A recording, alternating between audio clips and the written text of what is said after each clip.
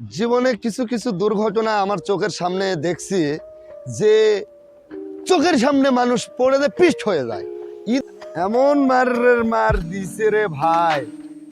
OC আমাদেরকে দেখে বলে, আরে তোদেরকে তো মার দিয়েছে, পকেট মারছে, মারের চাইতেও তো বেশি রে। আমরা তো অবাক। নওগাঁ জেলা, বিদ্যুৎ আমার নাম। আসলে এই জগৎটায় আমি আসছি দীর্ঘ আমার লাইফে 2001 সালে এই মোটর ডিপার্টমেন্টে আমি ড্রাইভিং শেখার জন্য এক বড় ভাই, আমাদের এলাকার এক বড় ভাইয়ের কাছে আমি ড্রাইভিং শিখতে আসলাম। সেই বড় ভাই আমার জীবনে এমন কিছু এই ড্রাইভারের গাড়িতে না দিয়ে, হেল্পারি করার পোস্টে আমাকে না দিয়ে তার কাছে রেখে দিয়ে তার ব্যক্তিগত কাজ দীর্ঘ আমি তার বাড়ির সম্পূর্ণ বিভিন্ন ধরনের কাজকর্ম করি প্রায় আপনার 5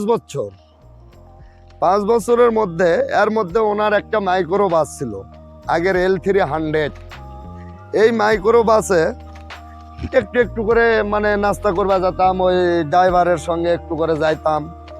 যাইতে আমার হাতটা মোটামুটি একটু কমপ্লিট হওয়ার পরে আমি এক পর্যায়ে ওই বড় ভাইকে বলি যে ভাই, আমি একটু বিদেশ যাব, দেশের বাইরে যাব।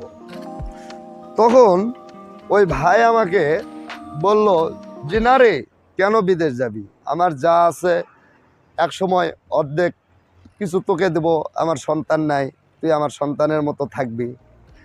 আমি বললাম না, আসলেই আমি নিজে নিজে চিন্তা করে দেখলাম এই জগতে বা এই দুনিয়ায় নিজের ভাই হয় না, আর সে তো অন্য একজন।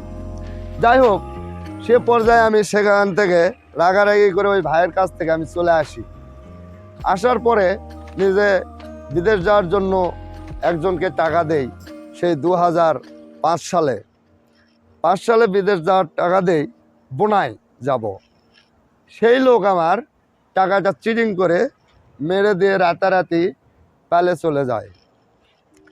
এই যে বিভ্রান্ত অবস্থায় আমি তখন মাইক্রো স্ট্যান্ড, আমাদের এলাকায় নওগাঁ জেলা মহাদেবপুর, এখানে আমি মাইক্রো চালাই। মাইক্রো মোটামুটি আমি 13 বছর চালাইছি। চালানোর পরে এর মাঝে বেডফোর্ড গাড়ি ছিল, বেডফোর্ড গাড়ি নিয়ে রহনপুরে বাঁশের টিপ মারতে গেছিলাম। এই বাঁশের টিপ মারতে গিয়ে সামান্য একটা পিছনের চাকা একটা মানুষের বুড়া লোকে উঠছে। ওখানকার জনগণ আমাদেরকে বিদায় দিয়ে দিচ্ছে, যেহেতু ক্ষয়ক্ষতি হয়নি।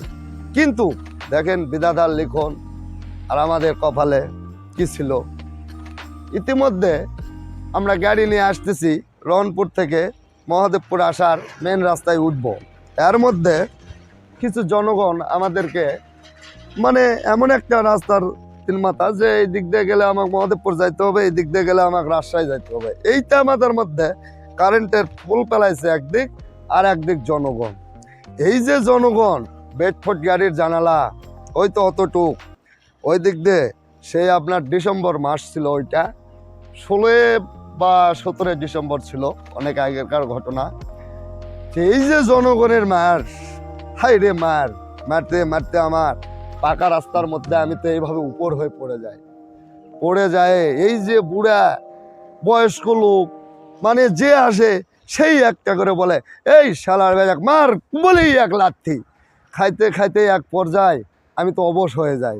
ইতিমধ্যে আল্লাহর কি কাম, ওখানে তো আসলে ভালো মানুষও থাকে। এর মধ্যে কে বা কারা থানায় ফোন দিছে, রহনপুর থানা। এর মধ্যে রহনপুর থানা আমাদেরকে আসে, হেফাজতে নিয়ে যায়। তা আসলে এই ট্রাক ডিপার্টমেন্ট বা গাড়ি ডিপার্টমেন্টটা অনেক কষ্টের। এমনও সময় দেখা যায় আমার পকেট ভর্তি টাকা, কিন্তু ভাত নেই। ভাত আছে কিন্তু পকেটে টাকা নেই, পেটে খিদা, নিরুপায়, অনেক কষ্টর। আর ডিপার্টমেন্ট এত যে রাস্তায় দুর্ঘটনা দেখছি, আসলে চোখের সামনে মানুষ পিষ্ট হয়ে যেতে দেখছি। ঠিক আছে, এরকম দুর্ঘটনা রাস্তাঘাটে প্রতিনিয়ত দেখে আমি খুব ত্যক্ত হয়ে এই যে একটা গ্যারেজ করছি, এই গ্যারেজে ইনশাল্লাহ ব্যবসা করার তৌফিক যেন দেয়। সবাই আমার জন্য দোয়া করবেন, এই গ্যারেজ থেকে যেন আমাকে আর মোটর ডিপার্টমেন্টে না যেন যাইতে হয়। ইনশাল্লাহ আপনাদের